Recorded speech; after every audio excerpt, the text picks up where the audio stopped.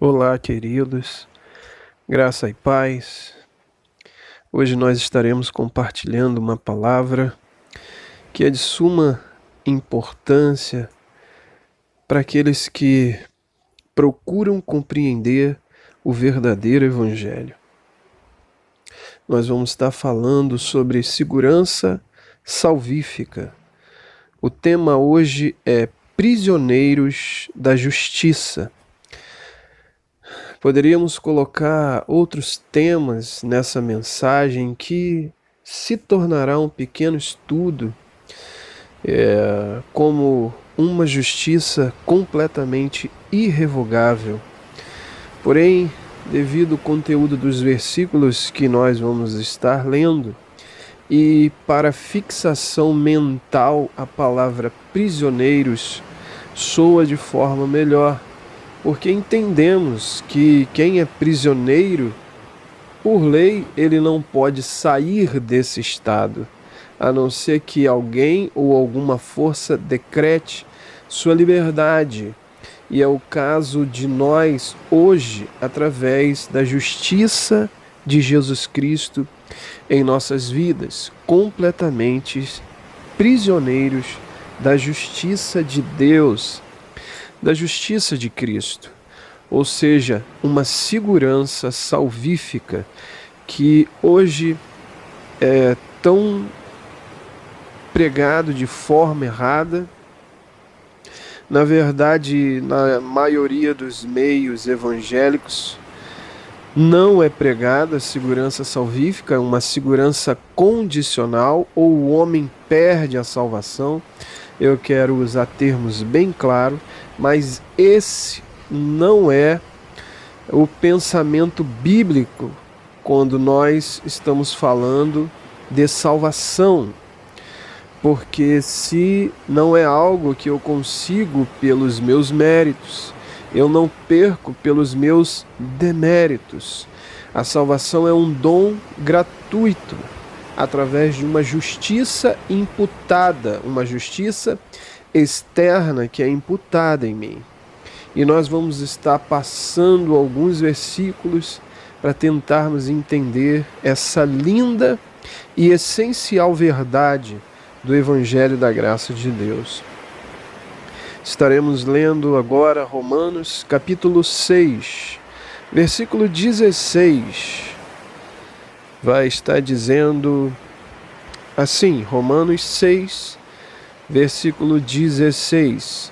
Não sabeis vós que a quem vos apresentardes por servos para lhe obedecer, sereis servos daquele a quem obedecerdes?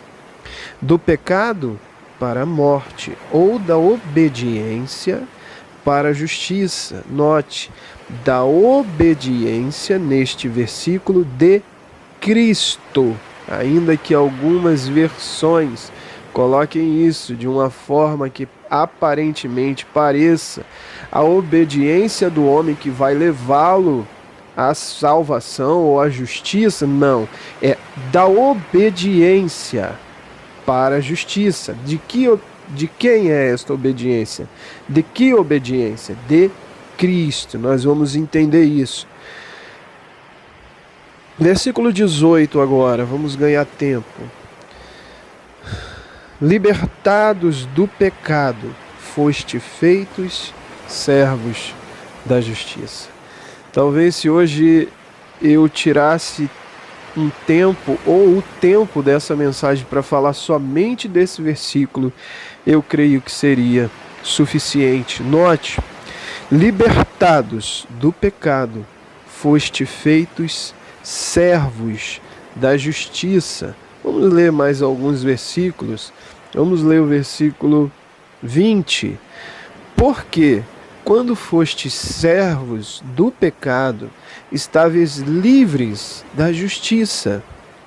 Versículo 22. Mas agora, libertados do pecado e feitos servos de Deus, tendes o vosso fruto em santificação e, por fim, a vida eterna. Note, santificação como fruto fruto e, por fim, a vida eterna, e não causa, como alguns pregam por aí, que a santificação é a causa da salvação. Não, a palavra para salvação é justificação. O fruto da justificação, como acabamos de ler, é a santificação, é um fruto, não é a causa. É o efeito, de modo nenhum poderia ser a causa, como a maioria tem pregado por aí, senão logo a sua salvação seria meritória, dos seus méritos, o quanto você se consagra. E não é isto. A salvação é um termo que vem da justificação, é algo que vem através da justificação, vem de um termo forense, de um tribunal decretado justo. Por quem? Pela minha justiça? Não, pela justiça do nosso Salvador imputada em nós. Vamos lá, vamos voltar para o texto para que possamos entender claramente. Lendo esses versículos de Romanos capítulo 6, nós entendemos que houve uma mudança de prisão. Antes nós éramos, como lemos no versículo 18, de forma tão linda, antes nós éramos prisioneiros do pecado e éramos libertos da justiça. Hoje nós somos prisioneiros da justiça e libertos do pecado. Veja o versículo 18. Liberados ou libertados, na verdade, do pecado, foste feitos servos da justiça. Então há aí uma mudança de prisão. E o que determinou essa mudança? Aonde a essência dessa mudança? Note, precisamos entender a essência disso tudo, que também no meio é pregado de forma errada, é que não somos pecador porque pecamos, mas pecamos porque nossa origem, nossa natureza é pecadora. Então, não somos pecador porque pecamos, mas pecamos porque somos pecador. Veja, então onde é essa essência? Aonde aconteceu a primeira prisão? A primeira prisão aconteceu em Adão. Éramos escravos do pecado pelo pecado de Adão, o pecado da desobediência de Adão. Nós nos tornamos escravos, então, da justiça. Como? Aonde é o ato da mudança de prisão? Na morte e na obediência do nosso Senhor Jesus Cristo. Veja que coisa linda. Até aqui, o que estamos falando, eu tenho certeza que se você abrir sua mente, deixar que os paradigmas sejam quebrados, que os jargões de púlpitos sejam quebrados, você vai receber, você vai permitir que essa linda verdade contagie seu ser e ocupe sua mente e lhe dê uma verdadeira paz e segurança em Deus, porque Ele é a nossa rocha firme, e não nós, e não nossa procedência. Ele é o nosso sustento, Ele é o nosso refúgio, Ele é a nossa fortaleza.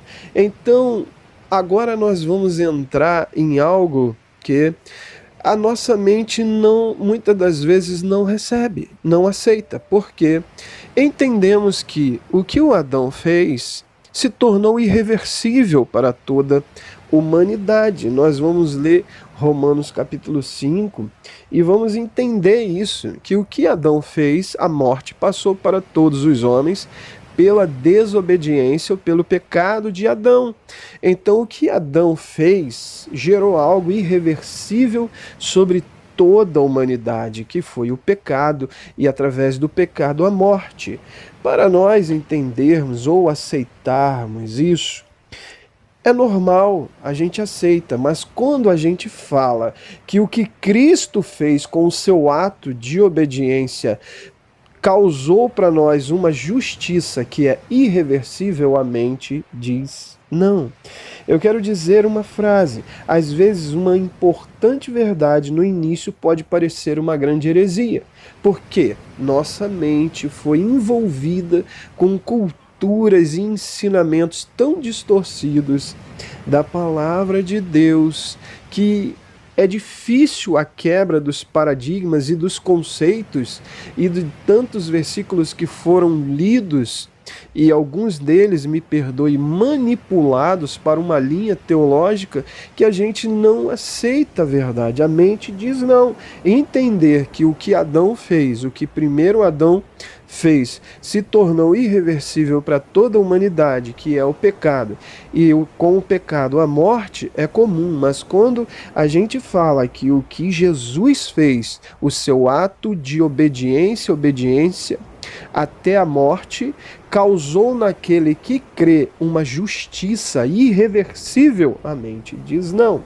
Mas em Cristo Jesus, hoje, nós vamos quebrar esse conceito interno. Eu quero ler com vocês um versículo que está em 2 Coríntios, capítulo 10, versículo 3 ao 5. Bom, eu vou ler o versículo 5. Vamos entender no contexto dessa passagem que o maior campo de batalha que a gente tem é a nossa mente. Então eu quero dizer este versículo profeticamente no ar para todo aquele que vá ouvir essa palavra hoje, amanhã, daqui um mês, daqui a 3 meses e quem sabe um ano. Que esse versículo seja a minha oração. Versículo 5 diz: destruindo todo conselho, aqui no original é argumento, aonde é criado os argumentos? Na mente, e toda altivez que se levanta contra o conhecimento de Deus, e trazendo cativo, no original, todo pensamento à obediência de Cristo. Não é a obediência a Cristo, mas a obediência de Cristo. Todo pensamento cativo à obediência de Cristo. A obediência, a fidelidade de Jesus a seu propósito final de morte de cruz por mim e por você, é sua obediência. Que nossos pensamentos estejam cativos a essa obediência. Não é minha obediência, não é minha submissão, como é dito por aí, que é a causa. Veja, não é que em nós não haja obediência e submissão, sendo que isto não é a causa é obediência, submissão de Cristo ao propósito eterno, foi a obediência dele. Hoje surge na vida daquele que foi alcançado por este maravilhoso amor uma essência de obediência verdadeira, não interesseira para conquistar, mas sim verdadeira porque foi conquistado. Entendendo que houve uma mudança de prisão. Eu era escravo do pecado, isto era irreversível. Hoje eu sou escravo da justiça, isto é irreversível. Como diz as Escrituras, vamos elucidar ainda mais essa palavra, entrando no texto de Romanos capítulo 5. Como quem me conhece sabe que eu sou um apaixonado por esse texto da Escritura e que se um dia me colocassem na prisão e eu tivesse que rasgar uma página da Bíblia para poder ficar com ela e ler todos os dias, com certeza eu arrancaria Romanos capítulo 5. Esse texto me retirou com alguns mais da escravidão da religiosidade que é falada nos púlpitos por aí, a pregação de um evangelho de performance para se alcançar alguma coisa. Esse texto veio como uma grande dinamite em meus conselhos. Bom, ele diz assim no versículo 12: pelo que, como por um homem entrou o pecado no mundo, e pelo pecado a morte, note, se tornou irreversível isto a qualquer homem. Nenhum homem poderia mudar este fato. Isso se tornou efetivo a qualquer um. O homem já nasce pecador e ele já nasce morrendo, como alguns dizem, ou seja, já um destino, o corpo dele atinge um auge e depois começa a se deteriorar. Por quê? Pelo pecado de Adão, isto era irreversível, se tornou irreversível, é irreversível a todo aquele que está no pecado, porque até a lei, vamos ler o versículo 15, mas não é assim o dom gratuito como a ofensa, porque se pela ofensa de um, veja, pela ofensa de um, morreram muitos, muito mais a graça de Deus, e o dom que é pela graça, que é de um só homem, um dom que é pela graça, que é de um só homem, Jesus, que abundou sobre muitos, é por ele, vem dele e é por causa dele. Não foi assim o dom como ofensa, porque um só pecou, porque o juízo veio de uma só ofensa, na verdade, para a condenação, mas o dom gratuito veio de muitas ofensas para a justificação. Veja, queridos, nós estamos lendo nesse texto dois Adão. O primeiro Adão, que nós sabemos da criação, e o segundo Adão, que é Cristo. Dois fatos que Paulo relata como os fatos principais da história. Um causando para a sua vida uma condenação eterna que ninguém poderia reverter, e o outro Adão, segundo Jesus, causando em nossas vidas uma justiça eterna através do dom que é pela graça, que ninguém pode reverter, porque estamos em uma prisão, a prisão da justiça de Deus. Porque se pela ofensa de um só a morte reinou por esse, muito mais os que receberam a abundância da graça e o dom da justiça reinarão em vida por um só, Jesus Cristo. Aleluia. Pois assim como por uma só ofensa veio o juízo sobre todos os homens para condenação, assim também por um só ato de justiça veio a graça sobre todos os homens para justificação devida. Veja, por um só ato de um só homem veio a salvação para a justificação devidas.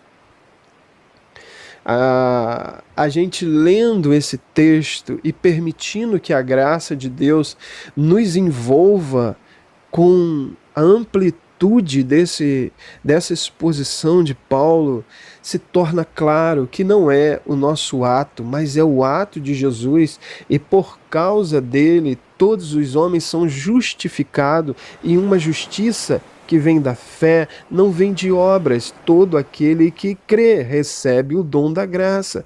Por quê? Versículo 19, veja isto. Porque como pela desobediência de um só homem, muitos foram feitos pecadores, assim também pela obediência de um só homem, muitos serão feitos justos.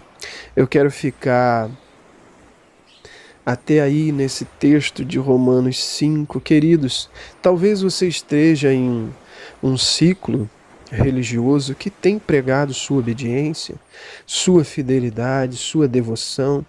Nós vivíamos nesse ciclo. Eu fui vítima desse ciclo durante muitos anos da minha vida. E o Evangelho, ele liberta. O Evangelho, ele não constrange.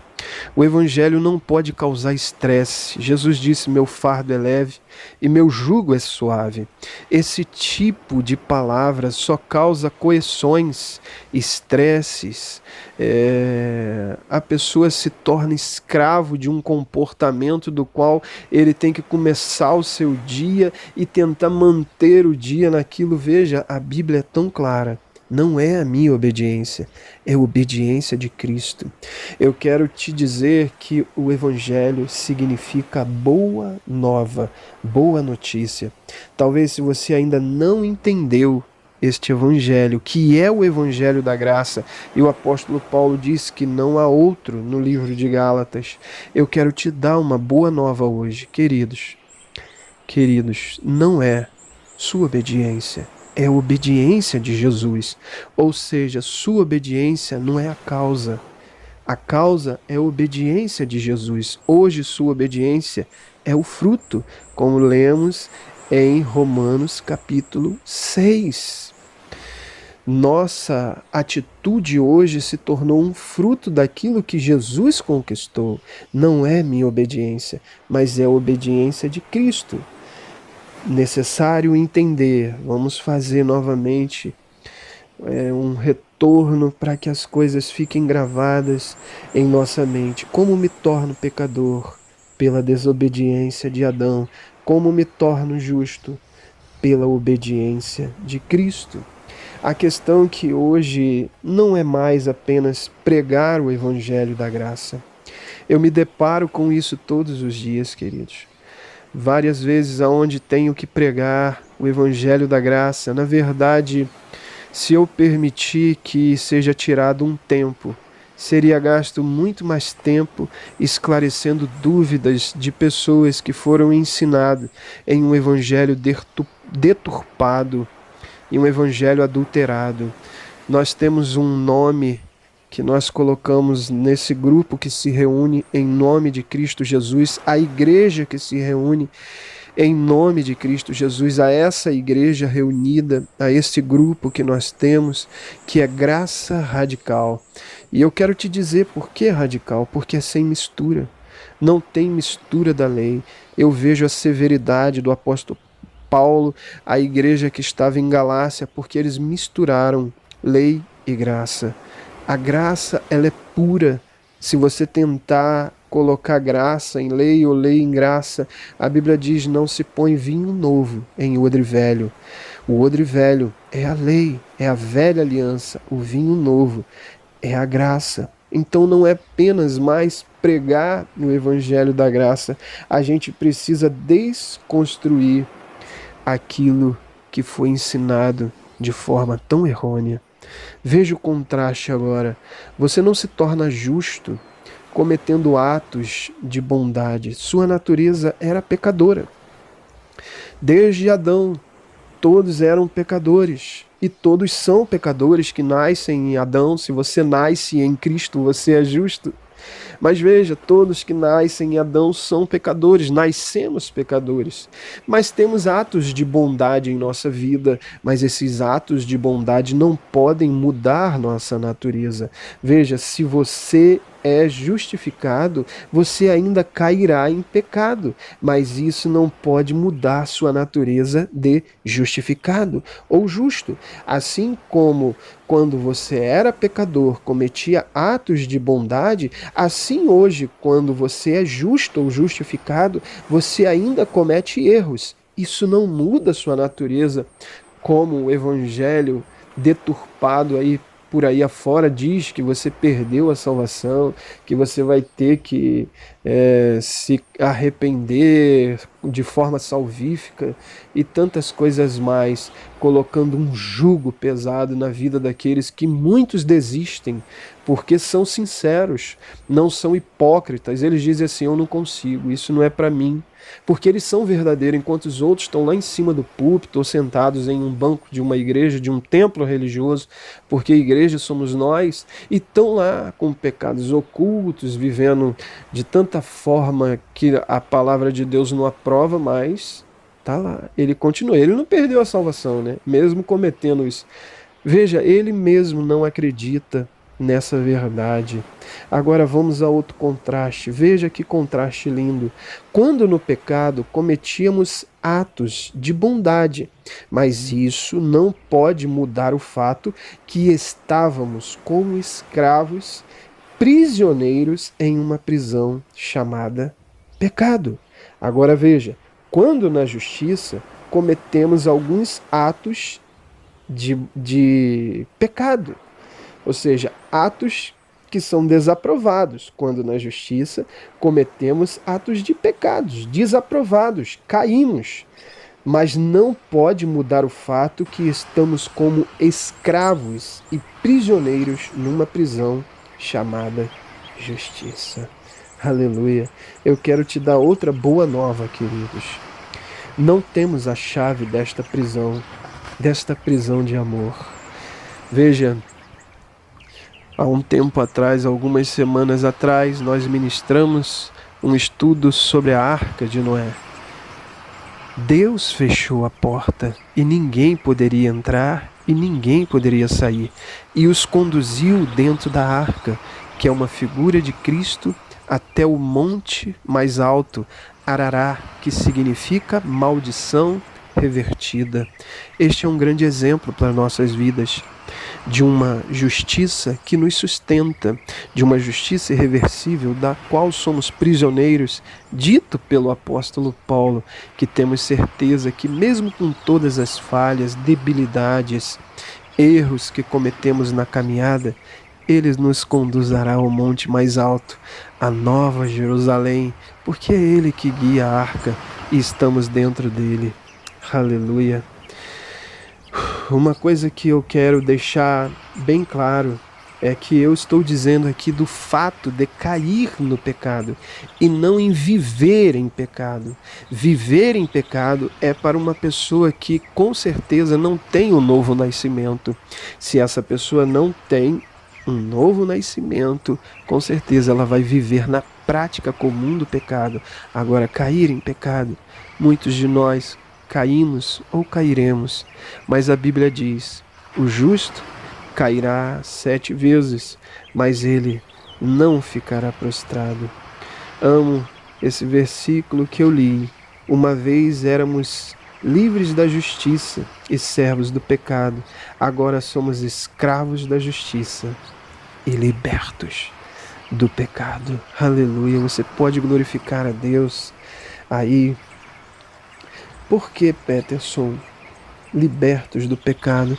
Porque a Bíblia diz: porque estais debaixo da graça e não debaixo da lei, o pecado não mais terá domínio sobre vós. Não é que não caiamos, cairemos, mas ele não tem mais domínio, porque quem domina a nossa vida é o Espírito Santo, e com certeza ele nos levantará para a glória de Deus e não para a glória do homem. O que o ciclo religioso vai dizer para você que você perdeu a salvação, que você não é digno, vai impedir você de participar da comunhão ou da ceia do Senhor, um evangelho de estresse e coercitivo. Existe uma ilustração feita que eu acho muito apropriada para isso. Imagine uma lagarta. Esta lagarta virou borboleta e agora veio um vento muito forte. E esse vento a sacudiu, jogou de um lado para o outro, até que ela cai em uma poça de lama. Ela é jogada, empurrada em uma poça de lama. O que a religião, ou seja, a religiosidade, os ciclos religiosos deturpados de hoje vão dizer que a lagarta virou de novo, a borboleta virou de novo lagarta. Bom, eu acho que a própria natureza nos ensina, porque não é isso. O Evangelho da Graça diz claramente: ela só precisa se redimir, limpar-se, através da própria palavra de Deus. Me fez lembrar de João, capítulo 13, se eu não me engano, do versículo 3 ao 10. Jesus ali estava lavando os pés dos discípulos, ele se despe, coloca uma toalha e começa a lavar os pés dos discípulos, e quando ele chega em Pedro, Pedro declara: não, Senhor, tu não me lavarás. Jesus então disse: eu não te lavar, Pedro, tu não tem partes comigo. Pedro então diz: Senhor, me lave então por completo. E Jesus diz: vós não precisais lavar, a não ser os pés, porque no demais estáis limpos. Bom, eu vou usar outro versículo que está em Hebreus 10:14, que diz: com um sacrifício apenas, ele purificou para sempre.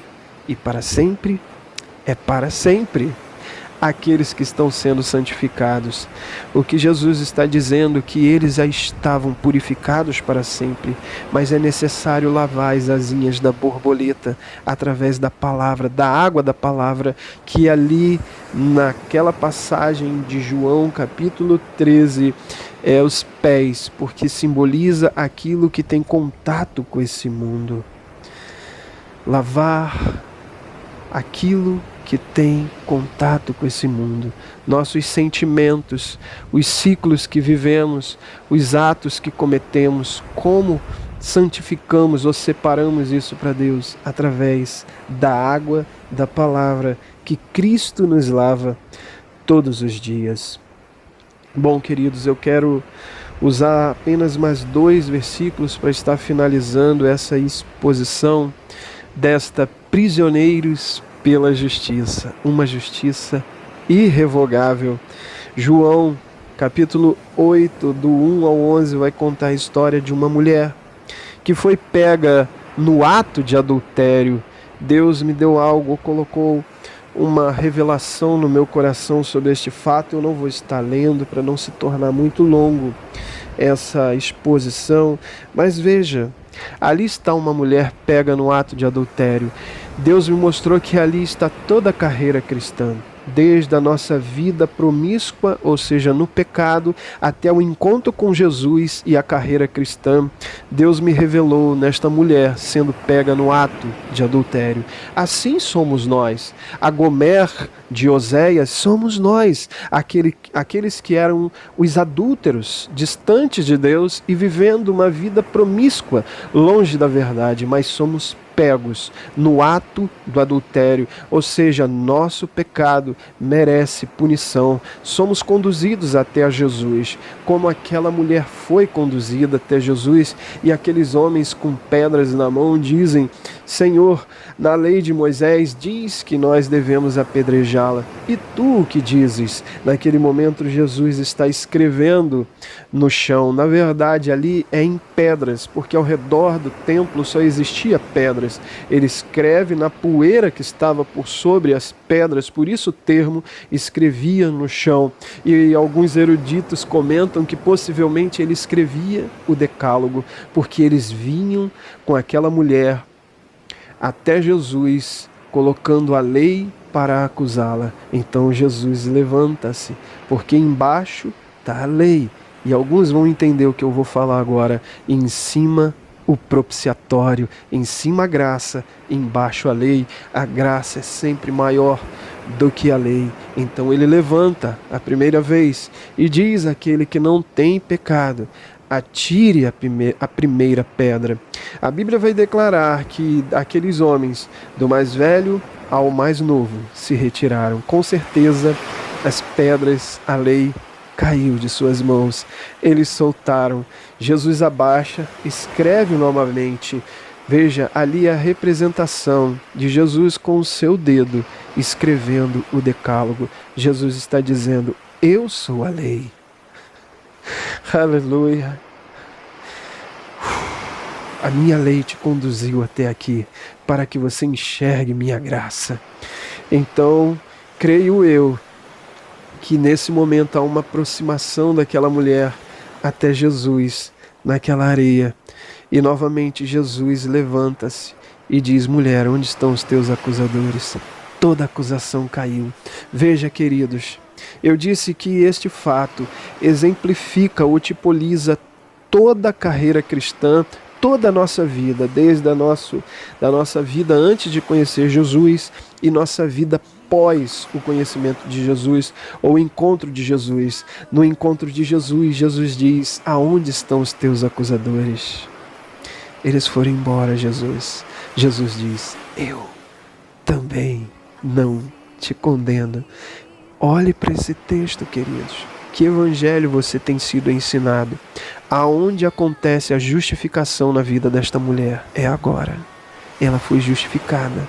Jesus diz: eu também não te condeno. Aonde acontece o ato da justificação na sua vida? Não é no fim, não é por causa de uma carreira que você foi promissor na carreira cristã, não. É no ato do conhecimento do nosso Senhor Jesus. Isto é amor. Ele está dizendo: eu te justifico, minha filha. Veja a graça agora falando com ela. Ele está de pé. É a graça. E na graça não há condenação. Eu também não te condeno. Justificada. Antes você era, querida, prisioneira do pecado e livre da justiça. A justiça não operava em você. Agora você é prisioneira da justiça e livre do pecado.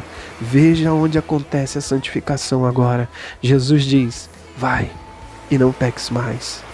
Veja, primeiro a justificação, depois a santificação. Mas o que o ciclo religioso ou o lugar onde você está inserido está pregando, que primeiro a santificação para depois a justificação, ele está colocando você como centro do Evangelho. O centro do Evangelho é Cristo. Está errado isso. É uma pregação deturpada, é uma mistura. Deus não aceita. Primeiro a justificação, depois a santificação. Cristo a justificou e a vida dela agora é livre do pecado. Não há mais notícia desta mulher. O que a gente sabe é que ela foi justificada. E isto basta. Glorifique a Deus. Permita que o Evangelho da graça contagie sua mente e quebre os paradigmas. Se você está sentindo algo nesse momento, é porque ela está te enamorando. Talvez seja uma palavra muito forte para você. Talvez seja uma palavra muito profunda para você. Talvez seja uma palavra que talvez você demore um pouco para diluí-la, para se tornar palatável, para que chegue ao teu paladar. Mas Deus está falando contigo. Eu quero fechar agora esta exposição lendo com vocês o livro de Hebreus. Veja o que novamente o apóstolo Paulo diz. Eu creio que tenha sido ele, porque eu creio que Paulo escreveu o livro de Hebreus no versículo 12 ao 14. Ele diz: porque devendo já ser mestres pelo tempo, ainda necessitais que se vos torne a ensinar quais sejam os primeiros rudimentos da palavra de Deus, e vos haveis feito tais que necessitais de leite e não de alimento sólido. Paulo está chamando a atenção dos cristãos judeus ali, os que mais conheciam as Escrituras até hoje, até os tempos de hoje. Eles são os que mais conhecem as Escrituras, mas precisavam de leite. Eles não podiam pegar os ensinamentos sólidos da palavra. Não penetrava neles. Continuando: porque qualquer que ainda se alimenta de leite, veja o que diz, veja, não é experimentado na palavra da justiça, porque é menino. Mas o mantimento sólido é para os perfeitos, os quais, em razão do costume, têm os seus sentidos exercitados para discernir tanto o bem quanto o mal. Que Deus possa te experimentar, ou seja, que você se torne experimentado na palavra da justiça e deixe de tomar o leite que te é oferecido nos lugares onde você tem sido inserido. O Evangelho da Graça não é um evangelho raso, é um evangelho profundo, impactante, aonde os textos soltam em nossas frentes em 3, 4, 5, 7 dimensões e nos fazem mergulhar num oceano infinito da palavra de Deus. Quero te dizer uma coisa: uma justiça irrevogável, prisioneiros da justiça. Eu não tenho a chave e eu glorifico a Deus por isso, porque é uma prisão de amor, aonde Ele mesmo comanda todas as coisas pela excelência do seu braço e pela força do seu poder. Que Deus te abençoe ricamente em Cristo Jesus. Amém.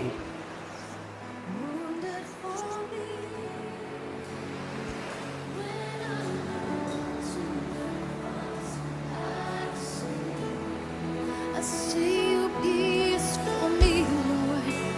I see